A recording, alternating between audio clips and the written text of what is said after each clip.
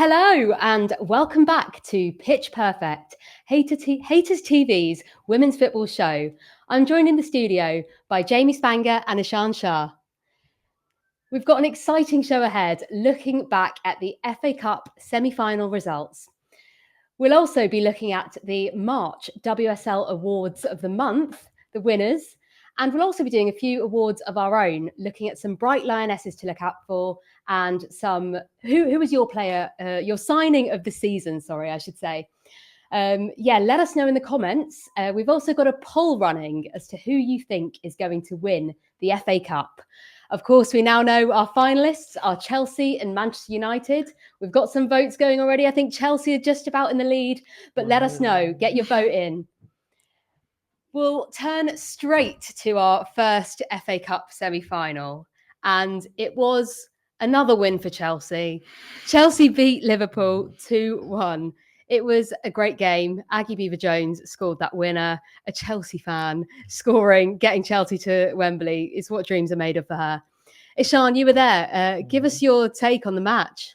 Yeah, I thought Liverpool started so well, especially in the first half. Chelsea barely had a sniff. They had 0 shots on target up until Erin Cuthbert came up clutch, as she always does. I think she's turning into one of the most clutch players in the league, always popping up with important goals.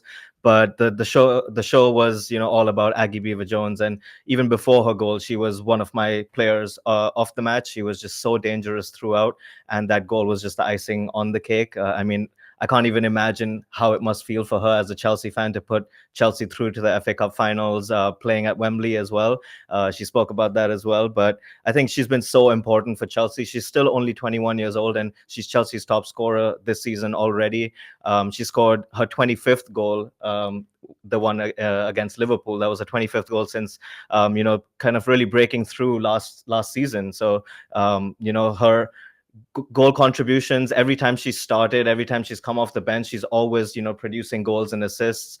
She's averaging a goal and assist every 96 minutes since being promoted into Chelsea's first team, which for a young player is so impressive, especially when you look at how star-studded this Chelsea kind of squad is. But I mean, we can talk about her numbers all day, and I know you guys did last week, but I think I want to talk more about her mentality. And she's showing so much courage every time she comes off the bench to and confidence as well to really trust her instincts, and she doesn't care where she plays. She's so versatile. She can play left, right, through the middle. And obviously Sonia, in her press conference, said that she sees her as a number 10, which I would really encourage you guys to watch that press conference, because she said a lot of encouraging things about Aggie Beever-Jones and what the future has in store for her, and what a incredible young player she is, and an example for everyone, every young footballer coming through the academy. And she's really the star of the show right now at Chelsea. Yeah, and you mentioned they're watching the press conference. I highly recommend you do that. We'll be giving you a clip of Sonia Bompastor's press conference later, where she was full of praise for Aggie Beever-Jones. And we've got a comment in from Adam Salter 93 on the back of your thing, what you said about Erin. We've got Erin Clutchbert. So that's a great nickname. So thank you very much, Adam Salter 93. And as I mentioned, do give us your comments. I will read out as many of them as I can throughout the show. But talking of Aggie Beever-Jones and her post-match reaction, let's hear what she had to say, what it means to her putting a Chelsea side through as a Chelsea fan. Yeah, it means everything. I think, obviously, for me, being a Chelsea fan and being able to help Chelsea get to the final, and obviously scoring such late in the game is, it's amazing. I think for me, I'm looking back at it now. I could have had a few earlier. The game probably saved a few people stressing out a little bit. But no, I'm just delighted I was able to put it away in the crucial last minutes of the game.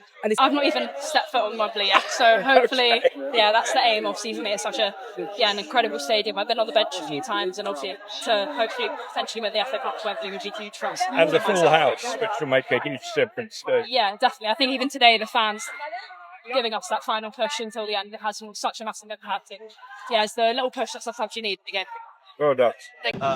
You scored your first England goal, and now you scored the goal that sends Chelsea to the FA Cup final. How good do you feel personally going into another important block of fixtures? I definitely feel good. I think for me, I'm well aware football's a roller coaster. It can have ups and downs, and for me, I'm just delighted that I was able to contribute today. I think the England goal hasn't hit me yet. I don't think this has hit me either. I think I'm just kind of living through it, and then maybe I'll look back in a few weeks or so and realise what I've done. But as long as I'm making the right people happy, then I'm happy.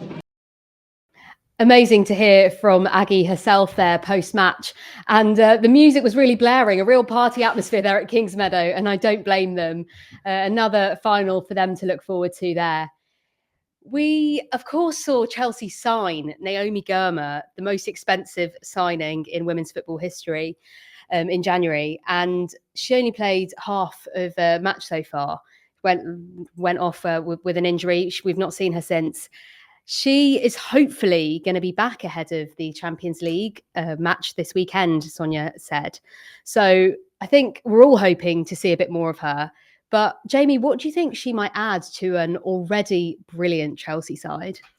Yeah, well, with Naomi Girma, it's a plethora of talent. Adding a player like her to a squad like Chelsea is absolutely insane. And obviously, they were so proactive when Kadisha Buchanan went down with an ACL. You've gone and signed. Some people regard her as the best centre-back in the world. We saw what she did with the USA at the Olympics. We've seen what she's done, at San Diego Wave and the NWSL. She's such a high caliber player. And not only is she so good defensively, it's her work with the ball at her feet. Her distribution is second to none. So I think if you can get a player like Naomi Girma in the Chelsea setup right now, not only is it going to aid the fact that Millie Bright and Nat Bjorn, they need a break, right? With this condensed schedule, and they've both gone away. Obviously, Millie Bright's played double fixtures for the Lionesses. So it's not going to be an easy task to get her into this setup, considering their form right now. But look, you need Naomi Girma to be starting for any team in the world. She's not a bench rider. She's too good for that. So it's a scary sight for everyone else, I think. And I can't not look ahead to this weekend's juicy clash for Chelsea. They are playing Barcelona away this weekend. And then, of course, at Stamford Bridge the following weekend. What can we expect? That's the only team that really scares me when I think of Chelsea facing another team. I think we can expect some revenge, hopefully, in terms of Chelsea beating Barcelona this time. This is the third time, obviously, that they're facing each other in the Champions League semi-final. So hopefully Chelsea can get a win in the away leg and then have a lead to protect at Stamford Bridge as well. But I think what we can expect just as women's football fans is some of the best talent in the world. I think, in my opinion, the two best teams in the world, and a lot of talent, and also two managers going up against each other, two new managers. So we don't really know how they're going to do at this stage at their new clubs. So I think it's going to be hopefully an open game with a lot of chances. Both teams, missing some key players, but hopefully there'll be a lot of talent on display. Yes, definitely. And our current poll, I'll give you some scores on the doors for that one. Who will win the FA Cup final? We have got a current score of Chelsea are on 83% and Man United are on 17%. We will come to look at Manchester United a little bit later on, but keeping on Chelsea for now, an FA Cup final does wait for them. And Sonia Bompastor spoke to us about what it means to her to be facing her first final at Wembley. Yeah, I didn't want to talk a lot about it before the game because it's a bit of a superstition as a manager, but really, really happy. I said before the game, like, this stadium means a lot in the football world. I think everyone knows this stadium. Big history. I had the opportunity to play semi-finals and the third and fourth place for the Olympics in 2012 as a player. But now I think for the entire club, it's a big, huge opportunity to play in that stadium, play a final, be part of that final in Wembley. It's something like, sometimes it only happens once in your life. So you need to be really happy about that. And I think you could see in everyone's face from Chelsea today, staff and player, a lot of smiles and a lot of happiness. I absolutely love that. A real full circle moment for Sonia Bompastor, playing at Wembley in the 2012 Olympics and now getting to manage a fantastic Chelsea side to a final there, which will hopefully be a sellout. Yeah. And I think it would be remiss of us not to touch on Liverpool. They were unlucky, right? Olivia Smith got that first goal. We've ranted and raved about her enough this season, but just in general, Liverpool and their performance on Saturday, were they a bit unlucky? I think Chelsea definitely deserved to win, but you have to, take your hat off for Liverpool, especially the way they performed. They obviously don't have the depth that Chelsea do, so that's obviously a big factor in games like this. We've seen, Chelsea use their squad depth to their advantage so many times this season already. But I think Liverpool have been so good since, Amber's taken over, and especially against big teams. Like, they've caused a lot of problems to Arsenal, Man City, and Chelsea, and that really shows how good they are as a unit. And I think that's what they really play well as a unit. They don't have, other than obviously Olivia, they don't have like any big stars that can really, take over a game. But like them as a unit, especially as a defensive unit, they were really good, especially that first half. Like, Chelsea couldn't create anything at all. So I think a lot of credit has to go to Liverpool, and they fought really well. They also hit the bar in the second half. So maybe a little bit of bad luck there, but I do think that the deserved winners ended up winning. Yeah, and you mentioned it there. Amber Whiteley came in. Of course, Matt Beard was let go earlier in the season. We've had a lot of discussion around, is letting managers go the right thing to do? And it feels like for Liverpool's case, it's really worked. What's your take on that, Jamie? Yeah, I think Liverpool are a really interesting case study of this whole interim transition, because we've seen it at Arsenal and it's a different kettle of fish. Like, you can't compare the two squads in terms of their depth. But when it comes to Amber Whiteley, right, she came in, she got a narrow 1-0 victory over Crystal Palace. That's always going to happen under an interim head coach. The new manager bounce isn't always going to be immediately when it's not a permanent solution. And then obviously a massive monumental victory over Arsenal in the FA Cup. And then she's gone and beat Man United at Anfield 3-1. So it was this fortnight of like praise. And I think that it's not just a testament to the playing group and how they carried it. It is a testament to how she's playing football. And I honestly think Matt Beard is an excellent coach. I think that decision baffled a lot of people, and rightfully so. But you can see there's been tactical tweaks. It just is when they've gone away to Aston Villa, they've lost and put Aston Villa right back in the WSL. So it's kind of like it's a turbulent period for them. So I think we have to praise the mentality going into Chelsea, going into Kingsmeadow. They've made that ground a fortress over the last few years. So it's about a group that's come together, and I think it is a bit unlucky. I thought the first half they dominated Chelsea, and this is the best team in England right now. So yeah, praise should be given to Amber Whiteley and what she's doing, because I think she's maintained the roller coaster and kept it at a very high level. Yeah, but once again, Chelsea just doing what they do best and finding a way. They've done that so many times this season, right? So I guess it's what champions do. Keep voting on that poll. We will now go on to talk about the second team who we'll be seeing in that FA Cup final, and Manchester United. Another huge win for United. They have reached their third FA Cup final in 3 years. That is no mean feat. And they're looking to defend their crown, of course, from last year. They faced Chelsea the year before and lost, so a bit of a revenge mission there as well. It's not going to be easy. Marc Skinner said yesterday, I don't care who the favourites are. And that's the attitude you've got to have. Mm-hmm. But let's talk about United. How much did they impress you yesterday, Jamie? Yeah, look, I think you can look at it from two sides. I think United this season, there's been a lot of speculation on whether Marc Skinner is the man to take them forward. And I think this season he's really shown that they're operating at the potential that they need to be operating at. Then maybe not exceeding it excessively, but they're playing very good football. And yesterday we saw that. I think you can also say on the converse, like Man City right now, they're injury riddled. And I do feel for Nick Cushing. I think those 4 games against Chelsea have made Man City look like they're in a worse place than they are. But if you look at the injuries, it's Bunny Shaw, Viviana Miedema, Alex Greenwood, Lauren Hemp, Aoba Fegino, Laura Blinkill-Brown, Risa Shimizu, Rebecca Kanak, Yamashita, Jill Ward, and now maybe Mary Fowler. So I feel for them. And I think they actually put in a good second half. But Man United, they're clinical. I think Grace Clinton and Celin Bizet has been such a signing. And you look at Robert Villahan prior to the season saying, we didn't really need her. It's okay that we've let her go. She's come and slot into this United side and she's brought levels to her game. I know we'll speak a little bit more about her, but I think it was a deserved victory. I think this team defensively as a unit are operating so well. And that comes with consistency. They had a high turnover last summer and they had a turbulent season as a result. And now they've got more consistency. They've got their centre-back pairing in Turner and Leticia. They've been amazing. So yeah, I think they deserve the win. And I'm actually excited to see what they can do in the FA Cup final, because you just never know. You just never know. So there you are. Yeah, and no, it's true. You never know. And it's a final at Wembley. They've done that 2 years in a row. They're going to go into it feeling really confident, right? And actually, someone who does love a goal at Wembley, Ella Toone. That's for sure. And actually, Marc Skinner, as well as the goal scorers, he was full of praise for Ella Toone. It's totally that. She's refreshed. She's hungry. she had a little go at me because she'd had a crampies at that point. The pitch was like quite firm, so she'd had a crampies, and then we took her off because we only had a limited block to make subs, and we thought she might not last. So yeah, she's but I've really loved her leadership. You know, she's my obviously vice captain. But she's grown so much. We were in the pre-match meeting earlier today, and I just said, like, if you were me now, what would you say? I asked the team that question. What would you say? Because I do all these talks all the time. And Toone looked like she wanted to say something. So I said, okay, go on, you go.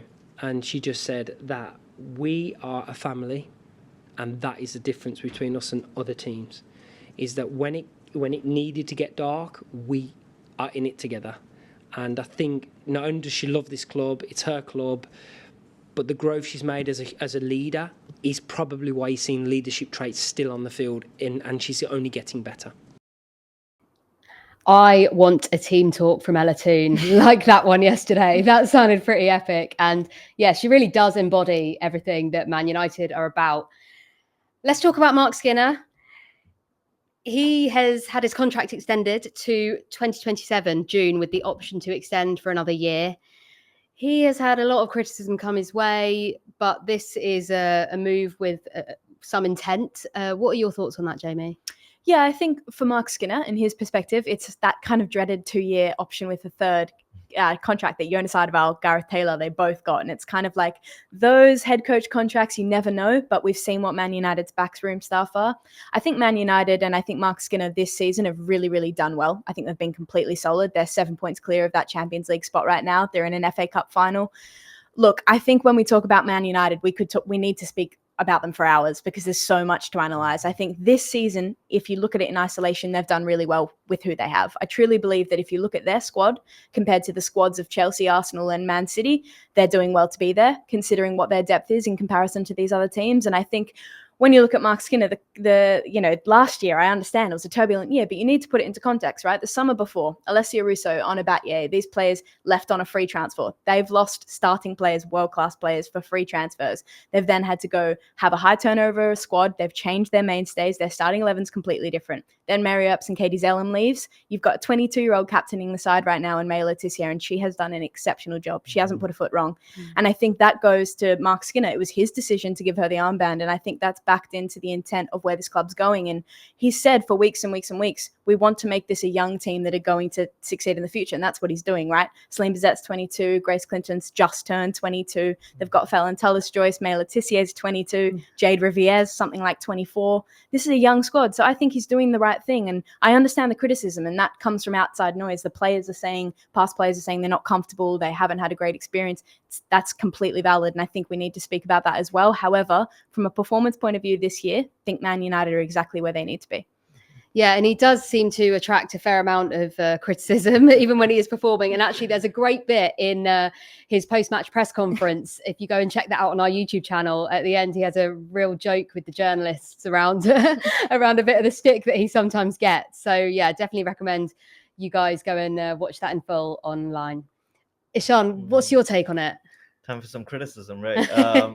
Yeah, I think United have overperformed in terms of where they are in the league this season. I don't think that team is under Marc Skinner is as good as where they currently are.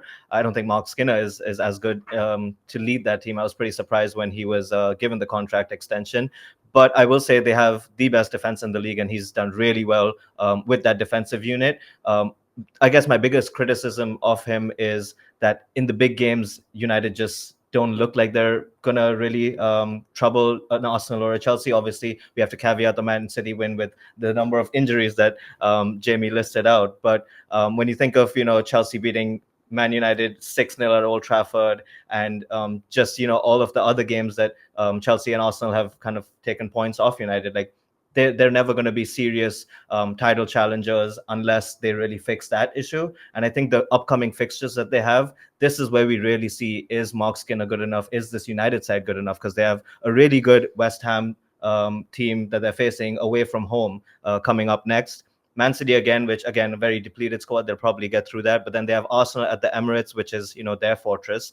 And then Chelsea in the FA Cup final and the WSL. This is where we really see what Marc Skinner is made of and if he's actually good enough for United. Yeah, it's a real tough end to the season there, but they're in a good spot for those Champions League places next season. So, like you say, let's see if they can play that out. That would be a great achievement, and of course, an FA Cup final to look forward to as well for them. He also spoke in his post-match press conference about the two goal scorers, Celin Bizet and Grace Clinton, and just how much they have brought to this United side after coming in over the summer. Yeah, they're huge. I think it's a great bit of recruitment in terms of we identified Grace early. That was like 3 seasons ago or something, where she was at Everton, and I knew that her platform should be a Manchester United, and it should be that we put her on that kind of trajectory. It's taken a little bit of time. That's why we had the loans. Before she came off, I thought she was the best player on the park. I really did. Her dueling, her in and out of possession, her ability to change the game with a dribble is something that's we've not maybe had as much of. Toone is obviously one of those players that does it, and Celin on the other side, she's kept JC out, and that's why it's inevitably JC's had to go out on loan, because Celin's come in and been a breath of fresh air in both the offensive and defensive phases. And look, I know sometimes people talk about but we're the best pressing team in the country. I've no doubt about that, and that's through their work rate and commitment. So that's the detail they've added to us. Both those players, of course, playing for Spurs last season, Grace Clinton on loan and Celin Bizet being signed by United over the summer. Two great players who've injected so much into this team. I think it's fair to say they're a big part of the Spurs team that got to Wembley last year. Of course, were defeated by United in the final. Grace Clinton wasn't able to play that final because she was on loan there. And he actually also mentioned in the press conference about the romantic element of wanting her to play that final. So taking her off on a yellow when she didn't really deserve to be taken off. I think that's nice as well, because ultimately so much emotion in a final. And I'm really glad that she's going to be able to play and hopefully make her mark. Celin Bizet, what a player. Mm-hmm. You mentioned already just how great she's been, how young she is. Is she the signing of the season? Actually, I'm going to throw it to you and say, who is your signing of the season? I think she's a strong contender, but I'm interested to hear what you guys think. I'll go with another United player, Tullis Joyce, who I think has been the best shot stopper in Europe, I'd say. Like her save percentage is 87.5, which is the highest in the WSL, kept the most clean sheets, and they've only conceded 9 goals as well, which obviously credit to the whole defense. But I think the saves that she's been pulling out have really kept them in games and, helped them get 3 points where they probably deserved a draw.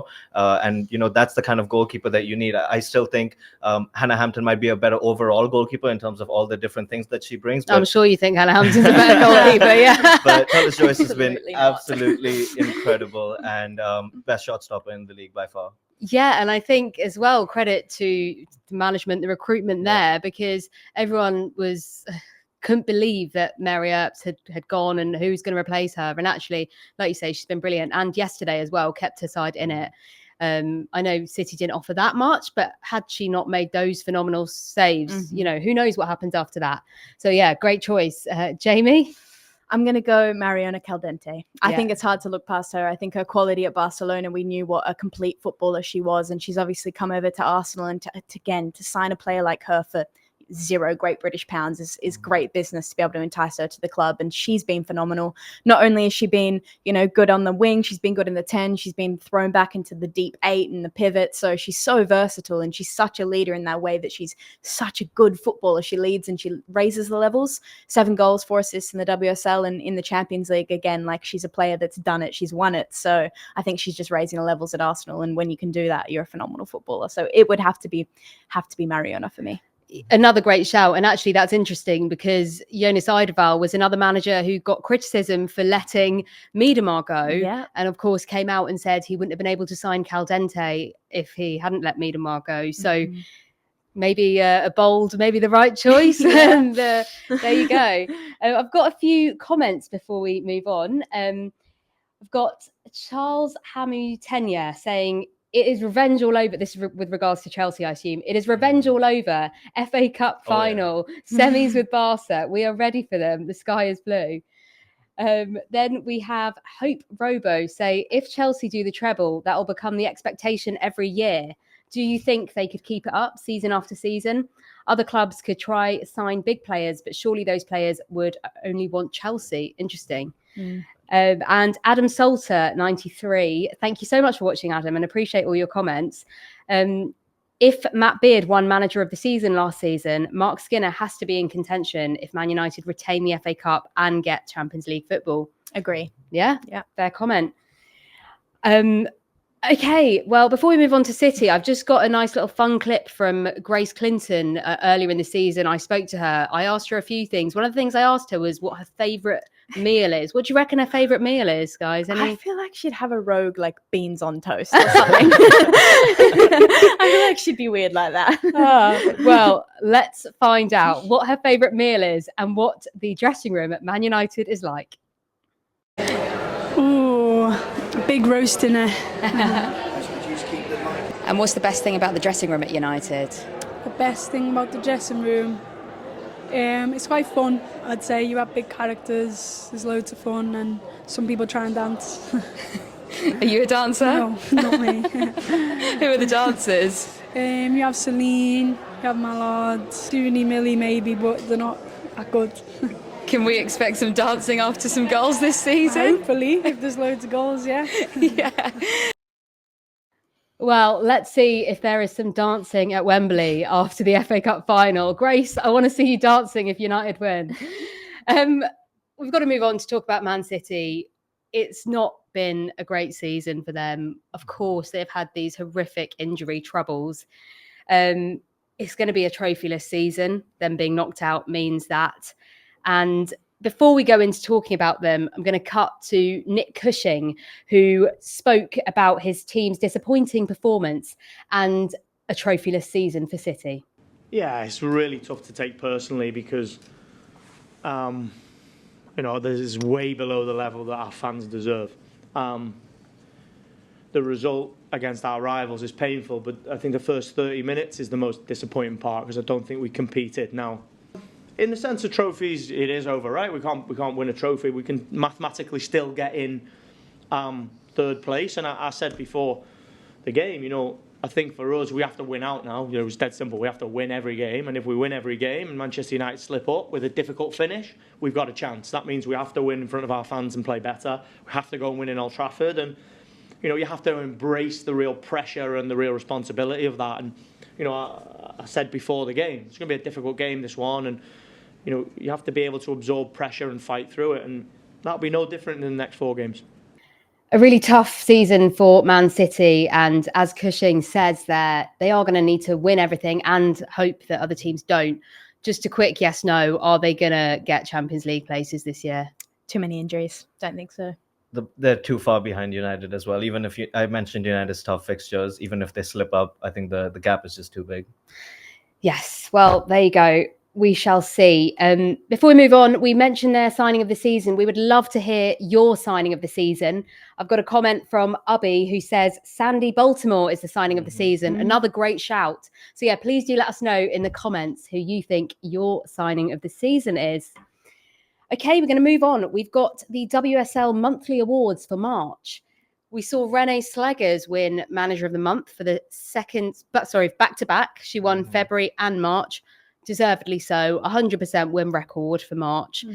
This is the 3rd time she has won since she's taken over in October. That's pretty phenomenal. Yeah, it is. And I think it's deserved, to be honest. Yeah, and I've got some stats, actually. You say it's deserved. 2.64 points per game, which is first in the WSL. This is since she's taken charge, of course, since October.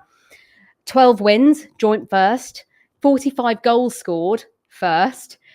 A 36 goal difference, plus 36 goal difference. Wow, that's first. And 9 clean sheets, which is joint first. So you can't argue with that. Yeah. Can't argue with that. And then Player of the Month, Shakira Martinez. We spoke about her a couple of weeks ago in that Chelsea game. And this is actually the first time West Ham have had a player win this award, which is crazy. but again, well deserved. And actually, we have a clip of her manager, Marc Skinner, talking about the impact that Shakira Martinez has made for her team this season. I think the thing, one of the other things that's evolved really well within the team is, you know, adding Shakira to the team is she's an out and out number 9, and I think we've needed that. And I think when we play, Rico's, you know, one of the best in the league at hold-up play, and we need people to be able to work off of her. And I think Shakira adds that to our team. And with the additions of Serena Pubel and Manuela Pavey as well, they have added huge value to the team because we've got different ways of actually being able to connect and score goals. And I think Shakira has got an eye for goal. Her movement in between, you know, the defenders for that first goal is a real out-and-out number 9's job, you know, and she gives us that. And I think that's been a massive asset to her, and her goal involvement since she came in January, one of the best in the league, you know, since January. And I think that's a credit to her. So, I think across the board, the forward line are exciting and they're really positive with everything that they do. And I think now that we're getting goals from lots of different people as well, it's taking pressure off individuals, they're enjoying it more, and the confidence levels are going through the roof. Amazing to see Shakira Martinez win that award, and deservedly so. That was Marc Skinner speaking after the Chelsea game, where they, of course, drew 2-2, Chelsea's first drop points at home this season, and Shakira Martinez scored both of those goals. So a deserved winner for March's Player of the Season. And now Goal of the Month. We have spoken to death already about Grace Clinton, but it would not be fair of me to not show you this goal.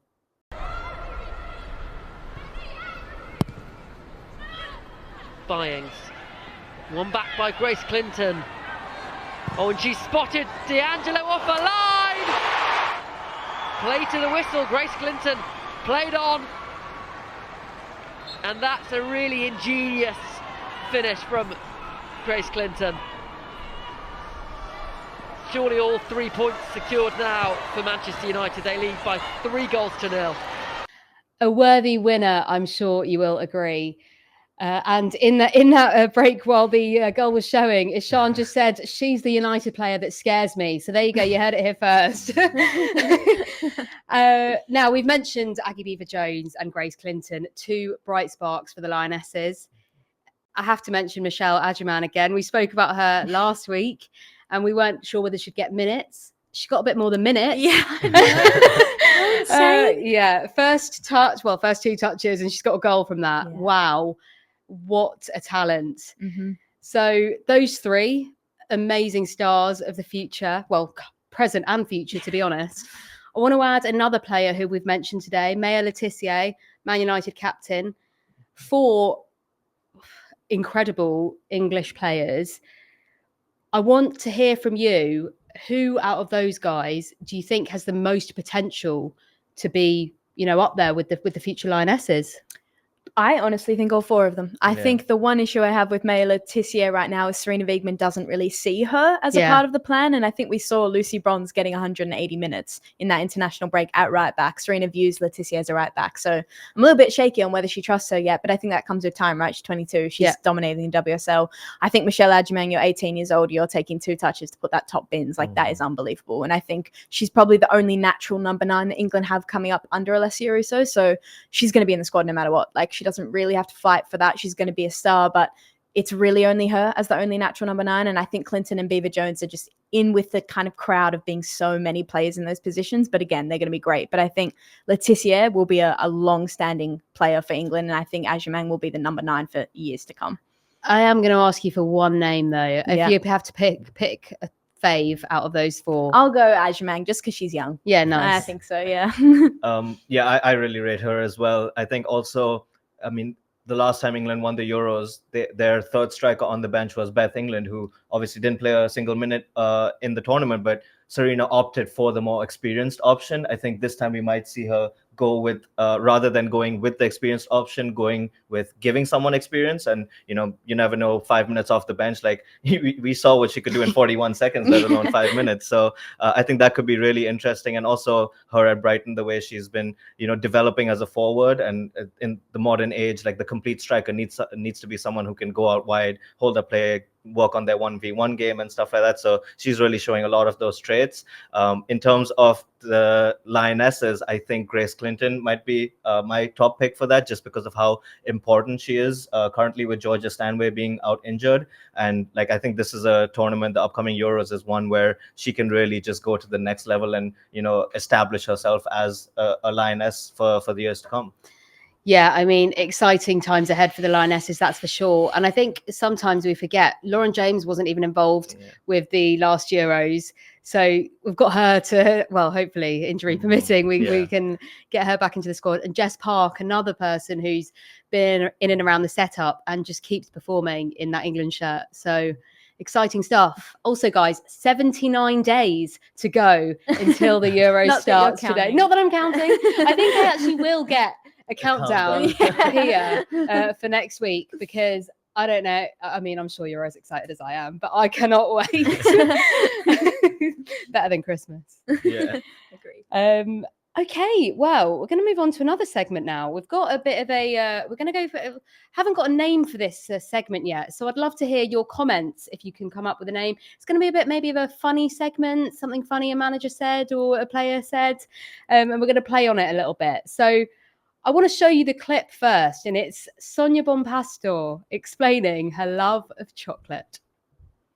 And we got your chocolate for winning the Subway's League Cup final as well. So we've got that for you. So I haven't forgotten. Cool. I'm a big chocolate fan, so Easter is coming. So thank you so much for that. No worries. I'm even more happy with the chocolate than with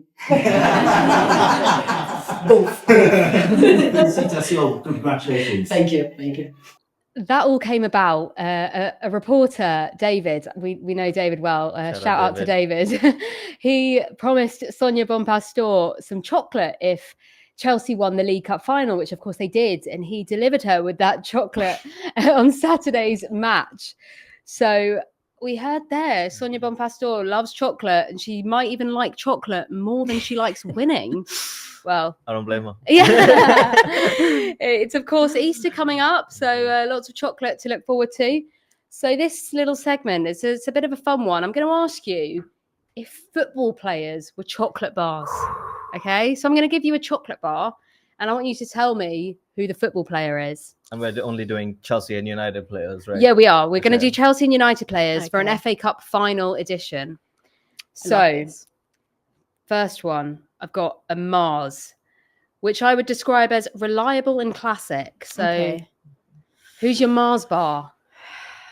Mine would be Aaron Cuthbert from the... Do you mean Clutchbert? Clutchbert, shout out Adam. But yeah, just so reliable. Every time she's fit, she's an 8 out of 10 easily. So yeah, it's classic midfielder as well. Old school, Aaron Cuthbert. Reliable and classic, definitely Lucy Bronze. We know that she's a certified winner. Everyone loves Lucy Bronze. She's a Mars bar, right? I think in terms of a player that's reliable, you can count on her in the big game. She's lifted every trophy there is. Yeah, Lucy Bronze is my Mars bar. Amazing. As we go, please do let us know in the comments who your chocolate bars are. Sorry, who your football players are for these chocolate bars, but also let us know your favourite chocolates. Next one, I'm going to go for a Snickers. So maybe a nutty or eccentric player. Okay.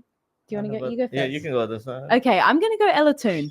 I think that she's like a personality off the pitch, right? Like we saw it at the Euros, we saw it at the World Cup. She's like a media guy's dream because she's so funny. So I think she shows that on the pitch as well. I think she's so fun with the football. Like she's not a reserved midfielder. She's such an attacking midfielder. So yeah, if we're going to go eccentric, Ella Toone. I went with Sandy Baltimore for this because obviously eccentric player in terms of the skills and the way she just breaks people's ankles. But even off the pitch, just her drip, is absolutely immaculate and very eccentric fashion sense as well. So I went with even the way she braids her hair and everything. Like I love everything about her. Love that. Next one is a Galaxy, and I would describe a Galaxy as quite smooth. So who's your Galaxy player? I'm going to go with Grace Clinton on this one. I said earlier, she's the only United player that scares me. And it's because of just how smooth she is in midfield. Like she can do pretty much both sides of the game. And I think she kind of defines smooth. I'm going to go with the other player we've been talking about, Celin Bizet. I think with the ball at her feet, she's so cool with it. Like her footwork is so classy, such a Norwegian player, like you can tell. So I think, there's no one like Celin Bizet when you're dribbling up the wing. Nice. Different definitions of smooth. Yeah. Smooth. It can be anything you want it to be, right? Next one, I'm going to go for a lion bar. Who's fierce? Oh, I've got two. Erin Cuthbert, you've said, but I think she's such a battler. Like she's in there. She's such a hard player. But like Guru Wrighton, when she scores a penalty, right? She is a lion bar. Like the Guru. The Guru, yeah. I'm going to say Guru Wrighton for that. Yeah. I'm going to go with another member of T4, the little group, Millie Bright. I think she defines fierce. She's so tall. And the way she just smashes into people and the clearances that go outside of King's Meadow and someone has to go fetch the ball and stuff like that. Like, you do not want to be coming up against her. So, yeah, she's definitely fierce. You love it. Next one, I'm going to go for a flake. And I would describe a flake as quite versatile because, you know, you can have it on anything. People put it on cake. People put it in their ice cream. People just have it as a after lunch snack. So who is your flake, your versatile player? I like that metaphor from you. That's Thank you. I do try. I'm going to go for another United player, another midfielder, Hinata Miyazawa. I think she's so versatile. She can play deep. We saw her play in the 6 against City in the FA Cup. She's usually a high 10. We saw her at the World Cup a couple of years ago, highest goal scorer. So you wouldn't expect that from a deep 6 midfielder like she was on Sunday. So I think she's so good and her ceiling's so high. So Miyazawa for me. Surprise, surprise, I'm going to go with the Chelsea player, Aggie Beever-Jones. I think she is one of the most versatile players in the WSL. I mentioned earlier, can play all across the front line and, you know, her performance levels don't drop. So just like the flake bar, you know, no matter what your use is, you know, it's always delivering. So just like Aggie Beever-Jones. Yeah, I do love a flake. I really do. Let us know who your chocolate bar players are. Maybe we can keep this as a regular feature because I quite enjoed that. Or maybe I'll move it on special. to Easter special. Although Easter Monday next week, so I can bring it back out. Maybe we'll move on to crisps and juices, and we can work through it. Yeah, we can keep with this segment. A few more comments. We've got a comment from Hope Robbo saying Olivia Smith signing of the season. When or where do you think she would go to a top club? I think Liverpool need to do everything they can to hold on to her this season. Like we saw another player like that, kind of like Daphne Van Domselaar, although she's a goalkeeper. She went to Aston Villa and people were surprised with that move because they were, you know, not in the top 4. And I think Olivia Smith is destined for a big club. So Liverpool need to try their hardest to keep her. 100%. And I think 2 weeks ago we mentioned ambition. And, you know, when these I guess smaller teams that are trying to make the top 4 really need to show their ambition in terms of tying these players down to long-term contracts and paying them what the bigger clubs would be paying them. So we spoke about, I think, Shakira Martinez last week and how West Ham really need to keep her and players like her. So I think hopefully she stays at Liverpool and just develops as well because she's been absolutely on fire. Yes, and we've got a few minutes left for you to keep voting in our poll this week on who is going to win the FA Cup final. The scores on the doors are 81% Chelsea, 19% United. So United fans, get your votes in if you want to up that percentage. And we have a few more comments here. We've got Olarung Beja has said, anytime Chelsea play Manchester United, the big difference is always Lauren James. The final is a revenge for Chelsea for losing the semi-final to Manchester United. There's lots of revenge. Cards, yeah. Like, I guess the Chelsea City quadruple games that we had, there was a lot of like revenge in there. There's revenge against Chelsea United, revenge against Chelsea Barcelona. Like, there's a lot of revenge on Joe on Montemurro facing Arsenal. Yeah, it's a big month for revenge. Yes, we have Anwar Kissam say, I think Man United, in terms of players, they have quality and angry young players that can go ahead and win something this season. They have been consistent. They deserve it. I think they do deserve it. Let's see what they do. I really hope they give Chelsea a run for their money in that final. And we have a comment from Charles Hamatenya says Erin and Captain are reincarnation of N'Golo Kante. They deserve all the chocolates and everything you're asking. They probably eat a lot of chocolate just before the game. That explains the energy that they bring in midfield. Yes, and we have had a comment from Charles Hamatenya, another one. Thank you, Charles. Really appreciate you watching. But he says, wish y'all could do a pre-match analysis for the semis and final Champions League. So we've not got long left, but Charles, your wish is our demand. Jamie, I'll ask you about the Arsenal semi-final against Lyon. That one is on Saturday at the Emirates. What are you expecting? Look, I think a semi-final home game off the bat. We know that this happened against Wolfsburg 2 seasons ago. It was about crowd and it was about numbers. And you've seen what Arsenal can do at the Emirates over the last couple of months. It's got a 4-0, a 5-0, the 3-0. So they're scoring lots of goals. However, unlike what you said, I think you said Chelsea and Barcelona, the biggest teams. I think Lyon were my pre-tournament pick to win the Champions League. I think the pace, the endeavour that they have, we spoke a little bit about it where I said their pace is so insane. And I think they're the ones to watch. Arsenal need to at least keep this to a nil-nil draw. They need to maybe get a goal on the board because playing away in a second leg is no easy task. So I think it's going to be interesting. But I do like the fairy tale of it all. Like Joe Montemurro, former Arsenal head coach, he's coming back to the Emirates maybe with some revenge. So I think Lyon are the team to watch. More revenge. Bring it on. So it'll be a hard task, that's for sure. I mean, the Emirates is... Why are we so angry? You mentioned it earlier, the Emirates is such a fortress. That is going to be so lively on Saturday. I'm going to be there. Can't wait. It's going to be great. Ishan, I will ask you to preview the Barcelona-Chelsea game. That one is, of course, first leg in Barca. Yeah, I think in this one, the midfield battle is where the game's going to be won and lost, is how well did Chelsea's midfield, reinforced midfield with Kira Walsh, I must add, a former Barcelona player, how well they do against, obviously Bonmati, Putellas, and Patry as well. So I think Barcelona, the way they play, they always just dominate the midfield. And if we can, get a sniff there with Aaron Cuthbert and Kira Walsh, and also just who plays between VK Kaptein and Shokin Uskin, we've seen both of them, really thrive this season. And VK, especially against Man City in that second leg, like the energy that she brought, I think might be really helpful against Barcelona. So I think it's about that midfield battle and also which team can take their chances. Obviously, football is all about goals. But like last season, if you think back to the game, like Chelsea had a lot of chances through Mayra Ramirez. And even in the second leg, after they went down to 10 players, they had the chances to get something from the tie, but didn't take them. And I think that's going to be crucial, especially for Chelsea, if they can take their chances and take a lead back home. But yeah, it's the midfield battle and the people up front. So much to look forward to. What an exciting week of football Champions League semi-finals we have ahead. That is just about all we have time for this week. I'm going to give you the latest results of our poll. We've got Chelsea at 79% and Man United at 21%. Never in doubt.